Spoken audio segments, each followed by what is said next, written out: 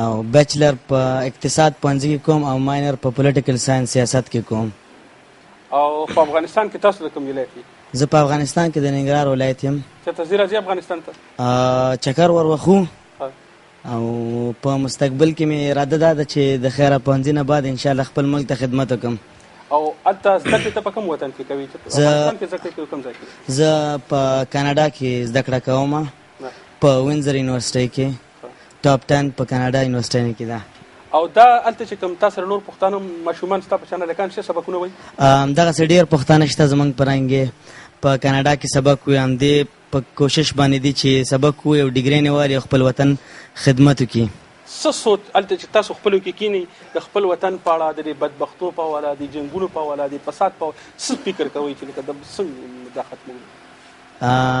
ډېر افغانان شته چې ډاکټران هم دي، ساینسدانان هم دي،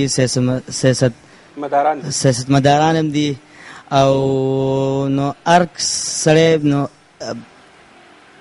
بیل بیل باسونه کوي یو بل سره او هر سړی هر افغان دا اراده لري چې په فیوچر کې خپل افغان خدمت وکړي. الله دې وکړي چې هر پښتون بچی د دنیا له ټولو نه جدید علمونه زده کړي، خو خپله ژبه، خپل کلتور، خپل وطن، خپله خاوره، خپل ولس دې هېر نه شي. او الله دې وکړي چې هر پلار او هر مشر داسې شي چې خپلو بچو ته هر ټول سبقونه وښیي، خو چې خپله ژبه کې لیک لوست ورته وښیي. که موږ د دنیا ټول جدید ترین علمونه زده کړو او په خپله ژبه کې موږ له لیک لوست نه راځي په پښتو کې، نو زموږ په دې شخصیت کې، زموږ په دې وجود کې، زموږ په دې تن کې، په دې کې به ډېره لویه نیمګړتیا وي. پکار ده چې موږ خپلو بچو ته خپله ژبه کې لیک لوست خامخا وښو. ډېره مننه ستا له درنو خوږو خبرو، ډېره مننه. د شمشاد نړیوال ټلویزیون مینوالو، دا وه زموږ د نننۍ ورځې خپرونه زما د لرې وطن یاره چې موږ د ابوظبي مصطفی نه تاسو ته وړاندې کړه. دې سره زموږ د خپرونې وخت سر ته رسي. د بلې خپرونې ده نه زه نزار یوسفزی سره د خپلو همکارانو اجازت غواړم. ښاد او آباد اوسئ.